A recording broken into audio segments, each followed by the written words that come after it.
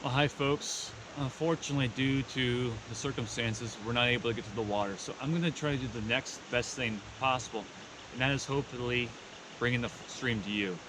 So in the next couple of weeks, what we're going to be doing is we're going to be visiting some of the local streams that we could have gone on our field trips, and explain to you a little bit about the water types, the behavior of the streams, and what you need to remember is that streams are just like human beings. Everyone has different behaviors. They act and behave in different ways. Different people are friendly. Some people need a little more distance. Same thing with trout streams. And then also you need to understand is that the behavior of each individual trout stream is going to change. As an example, we have a stream only about 35 minutes away from State College. We had recent rainfall. Water's up a little bit. Water clarity is a little turbid. We can get pretty close to these fish, and because of the rain and the cloud cover with insects that are hatching, fish are pretty happy and they feel a little bit more secure with that turbidity in the water. We can pretty much get on top of these fish and hopefully catch a few. Maybe in 2 weeks we don't get any more rain, that water drops, clarity clears up, those fish are going to be a lot skittish. So conditions are always going to be changing. Streams are always going to be changing. So one of the things you need to think about before you move into any body of water, do a little bit of research. Try to understand the pressure, the amount of people that are fishing these bodies of water.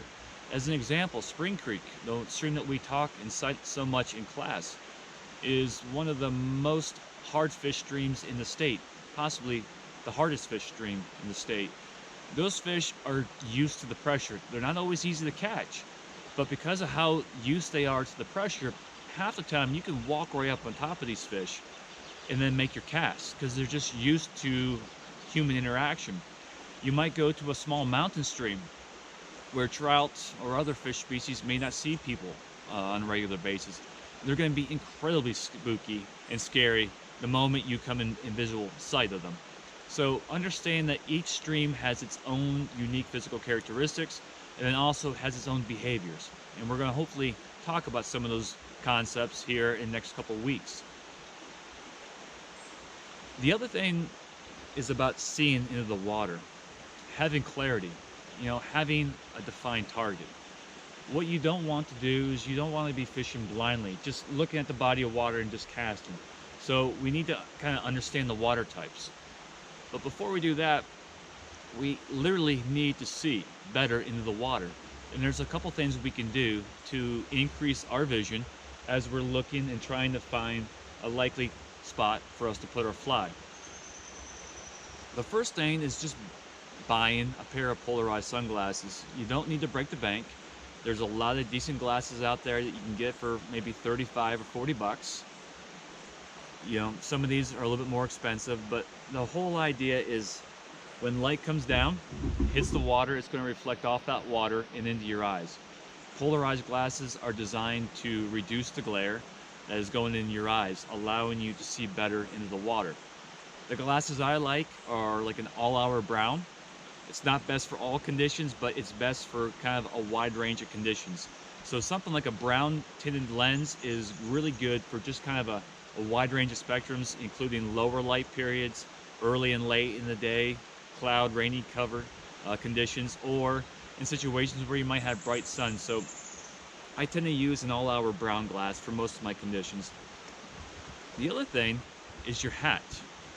Having a hat with a brim that allows the light to basically deflect off as it's coming over top, but you need to also think about the light, again, that's coming off the water into your eyes.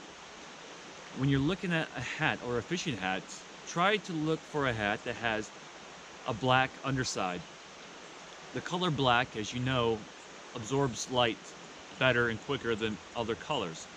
And as that light is reflecting off of the water and into your eyes, this brim, this darker underside brim, black, is going to help reduce also that glare that's coming into your eyes.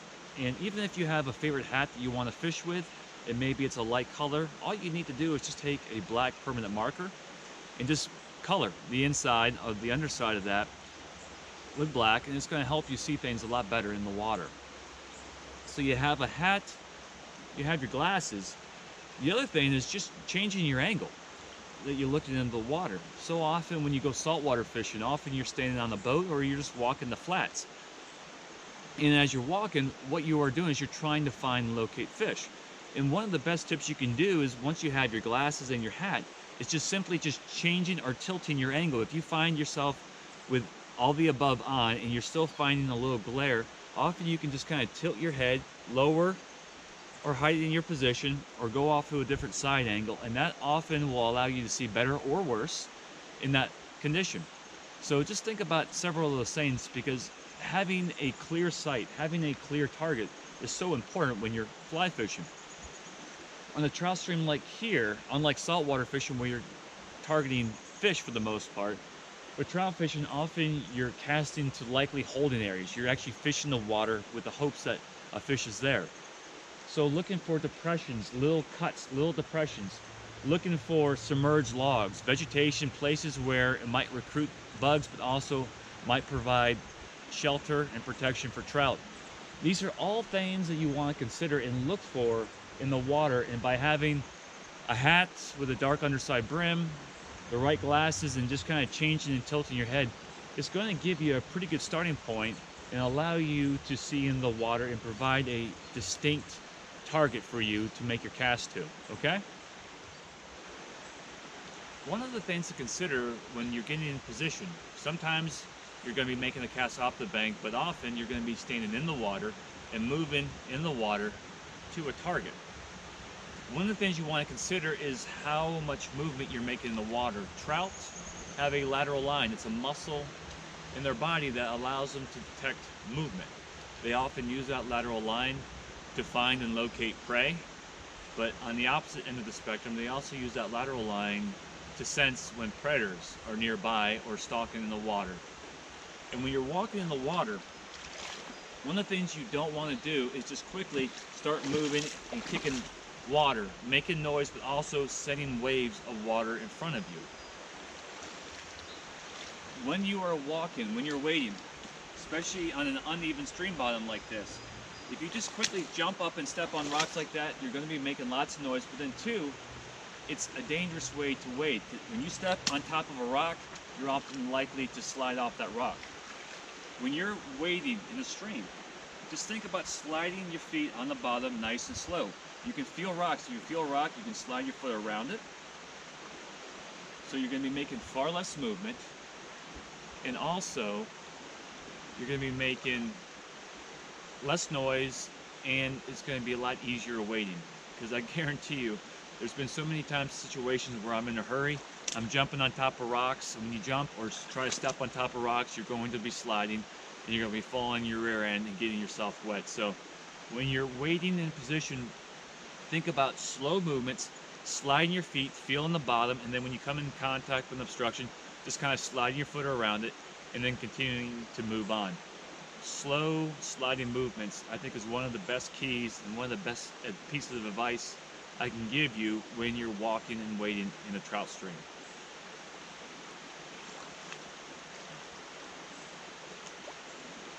So as I get in close proximity here to a fish,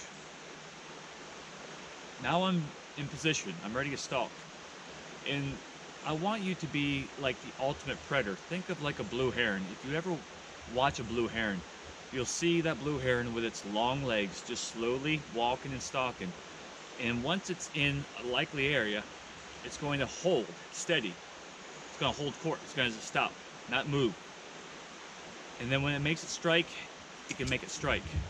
But one of the things when we're walking and wading, I would love to see you do when you're getting in position, is once you get in position, and you're going to make movement, trout are going to know you're there, just hold steady, 20, 30 seconds.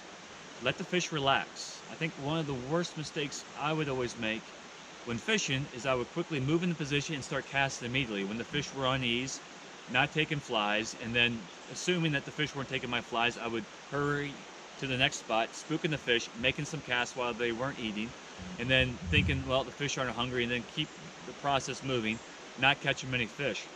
One of the things I have found to be most useful is just getting into position, stopping, waiting, just doing a countdown, just taking a look, looking around. at your surroundings, developing some sort of situational awareness. Maybe you can see insects in the water that kind of give you a clue to what could be fishing, but also just buying some time to let those fish relax before you make your first cast. And once you make your first cast, once you're in position, we talk about the core casting principles that we did on the gym. You know, the thing that my mentor, Mr. Humphreys, just stressed over and over again was the short casting stroke. The stroke is basically, what he means by that is just the path that the rod tip travels from the start to the finish of the casting stroke. Most of your trout fishing scenarios, as long as you can take yourself time to get in position, it's amazing how close you can get to these fish. And when you get to these fish, you don't need a long cast. And as a result, you don't need much power. So with most of my casting for trout fishing, it's all done within 15 to maybe 30 feet. And because of that, once I get in position, I don't need a lot of power to make the cast. All I need is, once I get in position, it's just a little flip of the wrist to make that short casting movement. And when you're standing almost on top of the fish or getting close to the fish, if I'm waving my hand back and forth, making a lot of movement, one, it's completely inefficient for the length of line that you're fishing, but then two, you're basically sending warning signals to the fish or any species of fish out there that I'm here, I'm going to try to catch you. Get in position, reduce your body movements, wait 20-30 seconds, and then make your strike. But do everything you can to reduce those body movements. It's going to make you far more efficient, and it's going to make you far deadlier as a predator of fish as possible. So when you're walking along the stream, you'll see a lot of anglers. They're going to be leaving bobbers. They'll be leaving flies hung in a tree. In some situations, unfortunately, there's still a good bit of trash. People will sometimes accidentally lose water bottles and so forth. So one of the things that we try to do as anglers is to try to keep it clean. So we try to keep it cleaner for the next person in line. So just by doing these little things, if you find a bobber, if you find a piece of trash, often I'm going to have a garbage bag with me, especially after a day's fishing.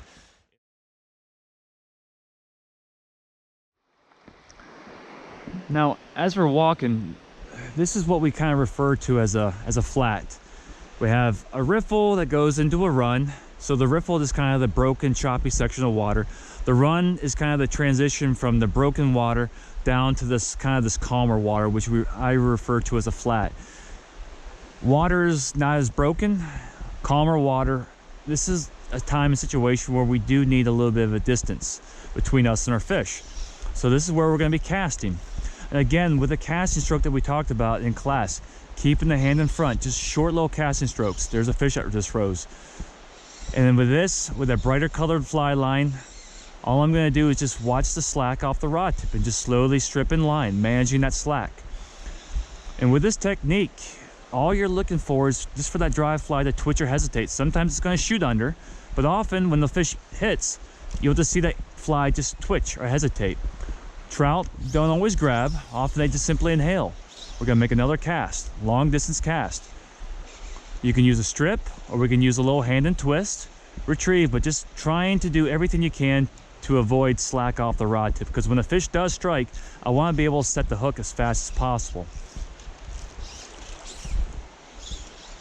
That's a good sign, seeing some fish up on the surface. Line control, line control. If it's faster water, usually a strip is a lot easier to manage the slack. In slower speed currents, I can do a hand and twist retrieve. The key here is just working as slow as possible, not rush. Give me a couple false casts. There's your cast, drop, line control, line control. Slower speed currents on the side right here, so most of my control is going to be done with the line hand. Looking for any hesitation. I'm fishing about 3.5 foot of water right here, but my dropper is only 16 inches below my dry fly. But with that fish that I'm seeing rise, it's telling me I don't need to fish ultra deep. Those fish are hopefully looking up for the surface. And when you're casting, remember a good tight casting stroke. If I'm seeing the GoPro here moving, shaking back and forth, we are not being as efficient as possible. All we need here, as Mr. Humphreys will tell you, is just imagining you have a hammer. You're just taking that hammer and you're going to tap a nail against the wall. Very little movement. There, I missed a fish. It was just a little hesitation, and I was slow. Little strip. The other thing you can do is, as I'm fishing this section of water, you can see there's little bubbles. And remember that concept that we talked about in class 2 weeks ago, foam is home. Whenever I see foam, that is a convergence of currents. And wherever there's foam, there's very likely other insects. And that's where fish are going to be positioned, because that's where the current is moving the insects. So we're going to keep moving and working this foam upstream. To make this cast, we're just going to be making a short little flip upstream.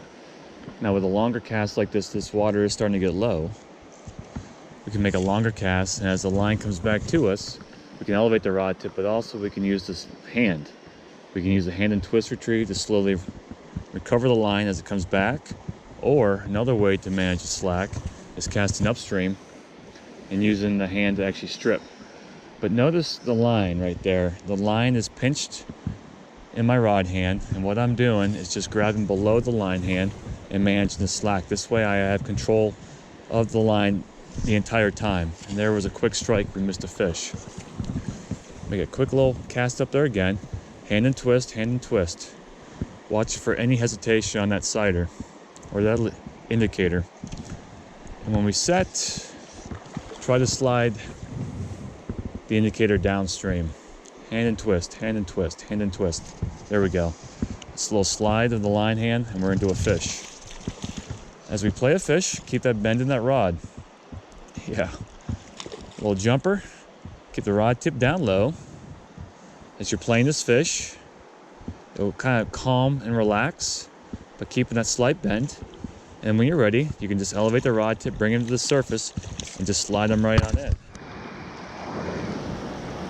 Have an old dam abutment, some broken water, and then it kind of calms down. But again, just starting from the beginning, if you're trying to figure out where to go, again, just look at the foam.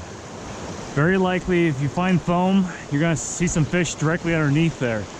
So I'm going to kind of work upstream, casting upstream, keeping most of the line leader off the water. I can get close to these fish. Dry fly one under. You get into a fish.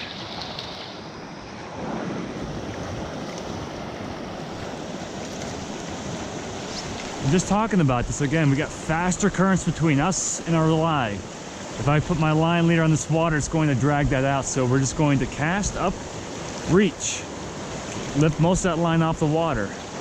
The rod tip stays either directly above or downstream slightly of this dry fly.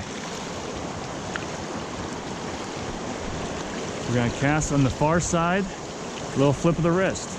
Reach, reach. We're going to be drifting right over in there. Right in that slow water.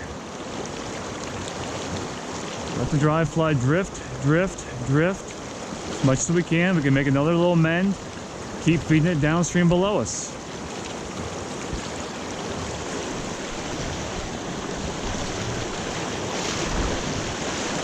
As I get closer, the water becomes more broken. We can get a lot closer to these fish. The other thing is being able to read the stream bottom. You can't see it as well, but there's a rock, two rocks opposing each other. There's a little gap. I want to work that gap. Not there, there. Put it right in the foam, drift right in between those two rocks. We're going to shoot the gap here in about 3, 2, 1. Now we're in the gap.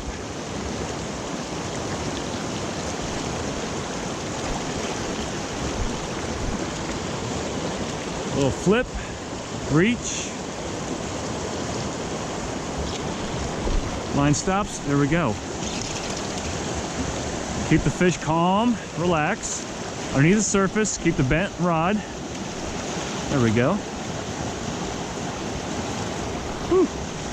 Hand control. Forearm out, smooth control. There we go. Giddy up. Nice wild brown. And keeping the fish wet. If you don't have a net, you can calm the fish, turn the fish upside down.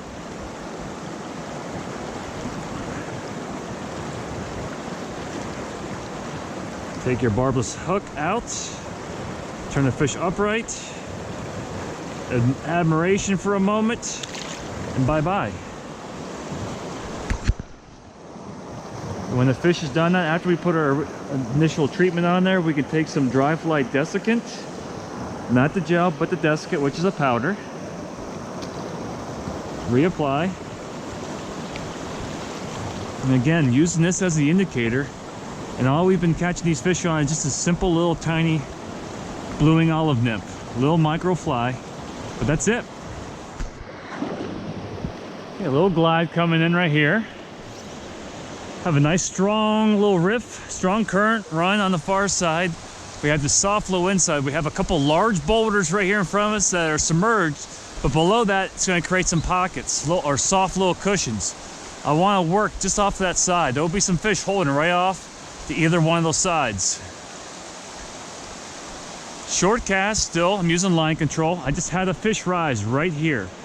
Drop our dry fly in. There we go. Holy cow. Whew. That's a good fish.